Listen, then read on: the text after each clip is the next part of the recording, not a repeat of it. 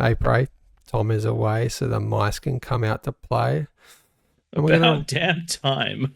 we're gonna rag on him a bit. We're gonna rag on everything he does wrong in this game, so he can hear it for the first time in the same cast that you guys are all listening to right now. Let's check out Bisthmus Rally. This is AllReasonNoLogic's road to OS 25. Join us as Tom battles to double his OS starting at 12.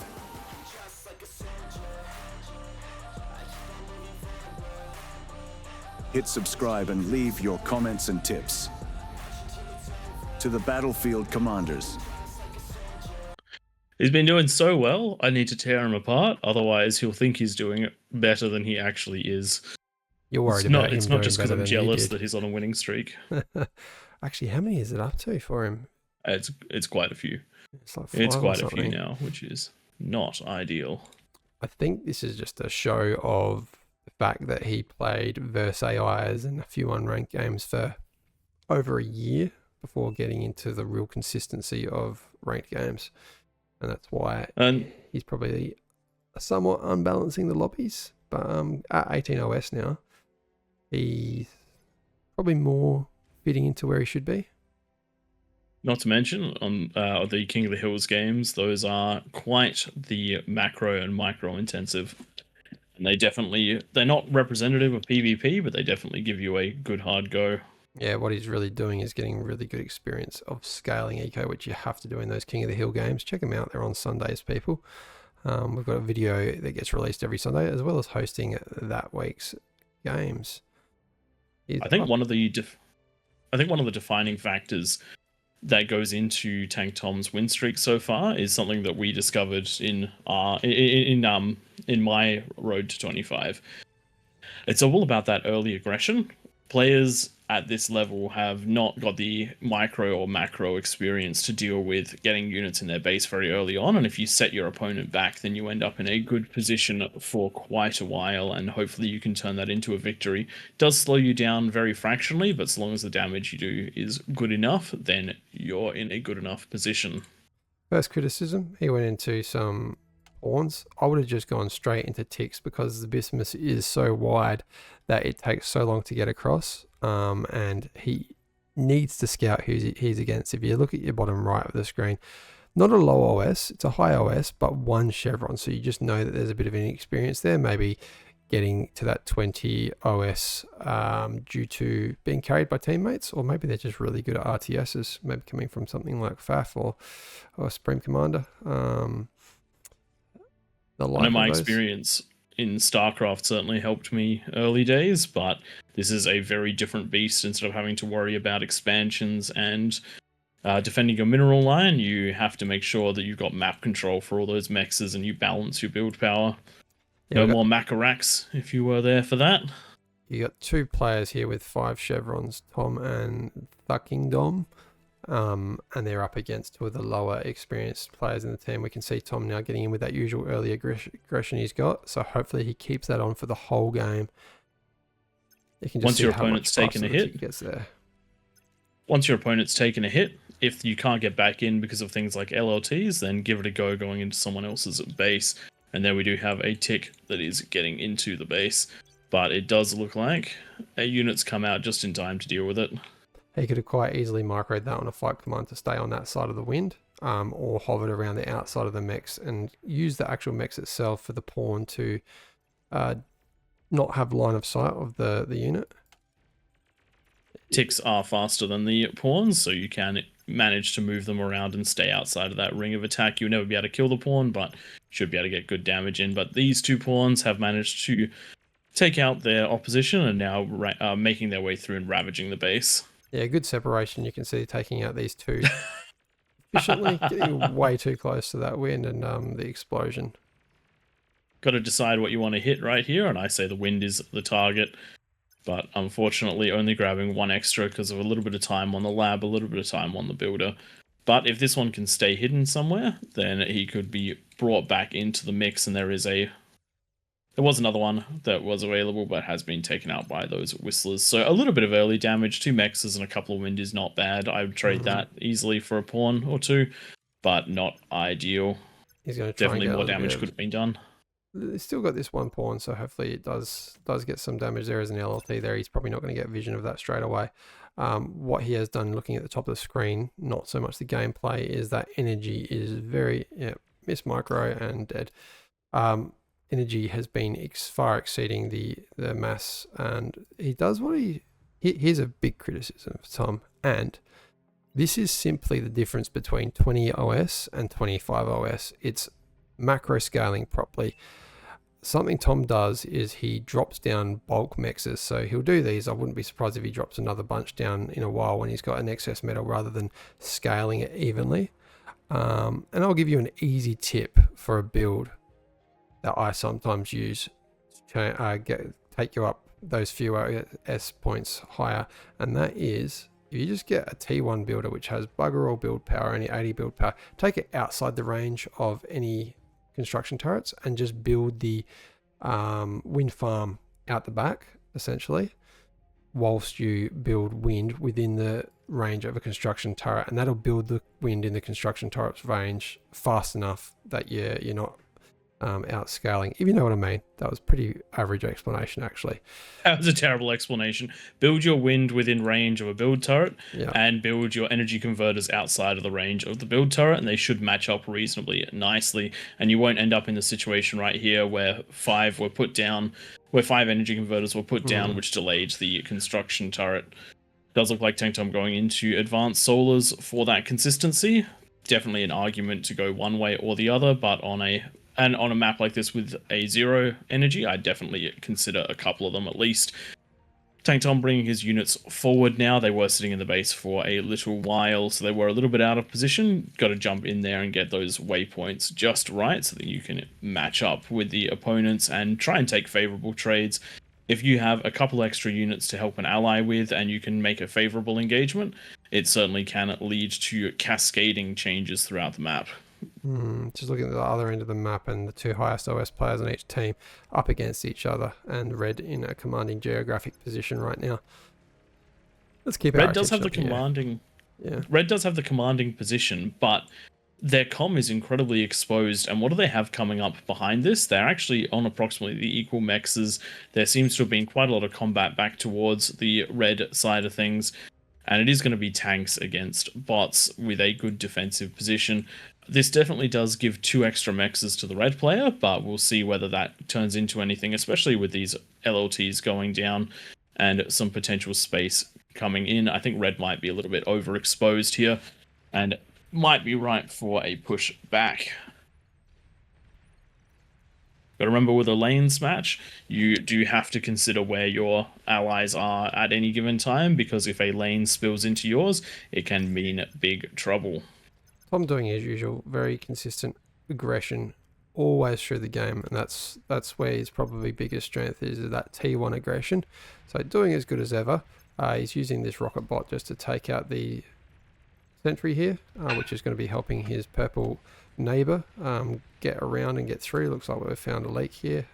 Nicely done taking out a constructor. Taking out a frontline constructor really helps. Oh, is it actually going to go down? Yes. Yes, it does.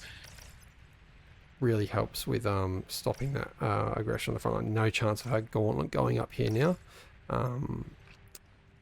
Unless the gauntlet goes all the way forward. Gauntlet is a very large threat, even on a map like this, which has high ground above it. It just shuts down an entire area, and a lot of the siege type units, whether that's the Whistler, the Wolverine, or the Rocket Bot, lose a lot of their efficacy around those emplacements. Yeah. One of the things I do want to comment on regarding how Tank Tom does his strategies. If you notice, his direct opponent Yellow has spent almost their entire time right the way back, and at all points since the initial engagement, they've had more units than Tank Tom, but because of Tank Tom's presence and mobility on the map, keeping them back from where they actually want to be and stopping them from doing what they need to do. If Yellow were to just push in on Tank Tom, that would be an absolute devastation. But by being on the aggressive, the psychology tells the other player to stay back and defend. It's a fantastic not necessarily a tactic. There. Just need to jump in. Using the construction vehicle's body to actually stop those 2 Whistlers from being able to shoot this pawn, taking out yet another constructor. So really nicely done. We've had a leak through here. Sorry to cut you off, Prey. Just thought we'd point that one out. No, the really good play there, and something which we've seen out of Tank Tom a fair bit in the past, using all of his units to absolute maximum value when he's looking at them. He is looking good in his lane at the moment, despite not having a lot of units himself. Can you see the reason why back at the base? Yeah, putting units out, not building any eco. That is correct. That metal is building up. If that number is going up, you are doing something that needs fixing. Either whack on down another construction turret or keep that eco scaling. The opponent is certainly not stopping their eco scaling, even though it is small, though they do have an even larger metal excess than Tank Tom does. Yeah.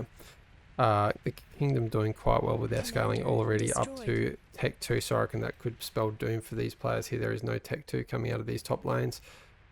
We do have Veltec building the Tier 2 Armada factory. Economy is reasonably even when there's no reclaim happening. I think I saw about a 5% difference in the advantage of Tom's team, but Blue making moves now.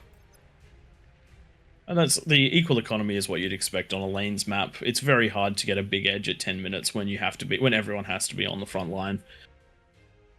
It just comes down to whether you're reclaiming, resurrecting, and how good your engagements are. Even if you do manage to push an entire row of mexes, you're talking about the addition of 20 odd metal for the whole team. Well, we do have an airplay coming out of the purple player here. I don't mind that. They know that there's no long range happening here. They've got enough units on the front line. Maybe a little bit risky. I do feel that this amount of tanks will easily defeat this amount of bots, but maybe with that top lane being such an advantage towards the Kingdom and Tank Tom, it is a good time to do a air transition. Building up a bunch of fighters, and we got 20 Stormbringers queued as well. That's probably a little bit too many to go for a raid. See what happens in this OS level. The fight going into an air transition can be absolutely devastating, because even though there is a air player in the orange trunks, if their reaction times aren't good enough, you can still get your bombing run off, and that happens more often than not. This isn't a map like Supreme Bisthmus where there's only a handful of lanes you can run down and you can spread your fighters out so you get good intercepts.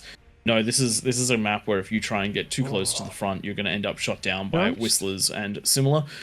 And you're not going to be in the right position because of how wide it is that you're going to have to be protecting.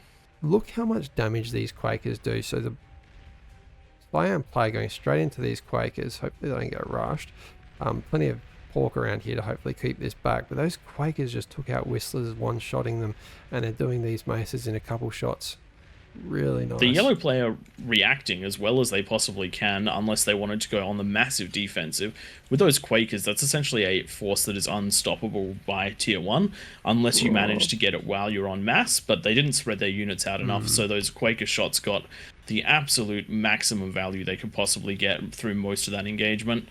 Probably the best thing they could have actually done is taken everything back to the line outside the range of the Warden and the Dragon's Maw, and then making the Quakers chase them down, and then engaging them at that point. So we just didn't have the pork to take out some of the units as well. Probably would have taken out a few of those Quakers. I don't think I saw any of them fall. To an extent, I think that's true. But when you consider the speed of a Quaker is 58 and the speed of a Rocketeer is 51, you can't really escape them. This is true. This is true. And the other units in this area, things like the Whistler, again, are still slower than the Quakers. And once the damage is on, it's on. So you have to make those calls. And Twig may, if they'd gone the other way, we would know whether that would have worked. But in this case, we only saw it play out as the full-on attack, and probably a similar reaction to what I would have done. Yeah. The economy is starting to look really in favor for the blue team. I think there's just a lack of scaling out of the other team. All these players look, no economy here, no economy here. Mechs are being upgraded here. Red's focusing on units, which they look like they need to. Sorry, they tried to be cheeky with some spiders, but Red tried to be cheeky with some spiders, but they did get taken out, and that was a lot of eco rushed in with very little value. And we're just about to see what I reckon is a com going down in the red. Yes, it is. Yeah, nicely done. And I am seeing something at the top of the map happening. So we've just parked a bunch of... Oh, we've gone down to 12 bombers. That must have reduced. Still 12 bombers. Plenty of damage to be done there. Question is, are there going to be enough fighters here out of Zwati to take that out? That is... How many have we got? We've got 19 fighters there, and how many have we got over here? We've got 16, so the advantage is in the orange's favour if they react, and the difference though is those fighters might shoot at these Stormbringers rather than the other fighters, so maybe purple will come out on top. Maybe. Perfect time to It's all going to come down to that reaction, and because of the push that's happening up there, the early warning just is not available, and I reckon that only just become... Yeah, there we go, there are the pings. They've just been noticed, but the reaction from the orange player is non-existent, so I reckon they're all going to get in just nicely. In fact, I don't think there'll be a reaction. No, those pings were from the blue team. Oh, okay. No reaction whatsoever, so those bombs going to go off absolute devastating. Run just there, and a second pass as well, basically completely cleaning up pink, and now heading on down to yellow. At this point, orange really needs to be... Really, you can't be going air if you're not going to react to this. Yikes. Yeah, that's... That's a fourth wave of bombs going down. That's a very hard thing to recover from. Finally, orange has reacted, but I think that's actually just the passive react. No, there we go. Finally being sent in, but even still, mostly just a passive reaction. Not the best reaction out of the purple player. They did turn their fighters around, so they lost all of those with minimal losses to the orange player. But the bombing run has gone down. They should also be going for these wind farms, I reckon. Are we going to see them go down? Grouping up your wind farms to more than rows of 2 is always a big problem. We've got to short out on exactly why you should build your wind in groups of 2, but that one bombing run is essentially 4 players knocked either out or all the way back, with the top lanes already winning, so they're going to start rolling down. Yeah, this is looking like a loss for the red team, and that's just slow reaction, probably not scaling enough.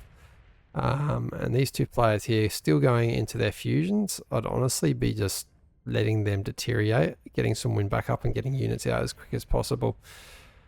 The thing is, you're not going to finish this anytime soon. No. It's a 50-second build for the cream player, and it is a 30-second build for the orange player. The Quakers are already here for the. It's a 100% chance of losing your base and these units progressing down to these other bases, or a potential 99% chance of losing your base, but delaying them. Delaying those forces coming through, so that's why you want to build those units. The unfortunate thing is, in this situation, I don't think there was anything cream could have gotten out to stop these Quakers. No build power, no... the T2 lab wouldn't have been able to punch out anything that could realistically stop them. Maybe kill one if probably super the lucky. Orange player could have gone. The orange player right now, yeah, they definitely could have been getting some wasps. Yeah, or wasps. Yeah. We got too much. A single wasp over the top of those Quakers would be devastating. We've had the resign vote called. There we go. So it looks like a victory for Tank Tom's team. Tank Tom, unfortunately, was a little overshadowed in this match because of some of the other exceptional plays by the players around him, but managed to hold his line, do a lot of damage early, and assist the players around him, which is what you want if you've got teammates that are doing very well. You have to remember, on a lanes map, as long as you don't lose your lane, you can help other players win theirs instead of trying to outright win yours. Yeah, I'd just like to recap on a couple of things. So Tank Tom, he's going backwards in the match. T2, fantastic. He's gone and built snipers, very slow unit. His lanes were being won. Built something like hounds or sprinters, something that's going to get across the map faster and make that victory apparent earlier. And then going back, exactly, you explained it way easier, way better than I did. As I was saying earlier, simply the best way to increase your OS from, say, low 20s to mid 20s would be getting that macro scaling going on. And the easy tip for that is build your wind within the range of the construction turrets and just send a single constructor outside that range to scale on the conversion, so that not too much build power is going towards that and it scales evenly. Anything else you'd like to add to criticize just on our friend? Tank Tom, just on the frontline bot lab, that was a really good call. If you Tank Tom identified that the Quakers were a win condition in the game, and so he got a unit in front that could tank shots, give vision, and provide excellent value. This is the sort of call you want to make if you are next to someone that's doing very well. Because you can add it's all about adding win conditions to the match at this point. Tank Tom helped force this push through, which allowed for, even if the bombers hadn't come through, I think with the tick support, those Quakers would have been able to do something quite similar, and we would have ended up with a GG at the 20 minutes. A really important thing to note though, if the air had come into play, Tank Tom's lab would have been in a half decent position to build crossbows. Crossbows not particularly great, but if it's the closest thing to get AA on top under those Quakers, that's exactly what you need to have the awareness to do. Yeah, very hard to see Tom near the bottom for the damage dealt that game, but you can see the green line at the start of the match. Almost all of his damage was done at that start of the game just with raids, so that's really pointing out and complimenting Tom on his early micro, making sure he could get every little bit of damage possible from ticks, pawns, grunts, the like. It can really set you up for a win if you can put your opposing player under early stress and APM stalls, and take out some of that eco, give yourself that advantage. Treat it like a 1 versus 1 game in these team games, and honestly that's probably one of the best ways to get better as well. Go play 1 versus 1s. I know I certainly got a lot better once I mastered 1 versus 1s.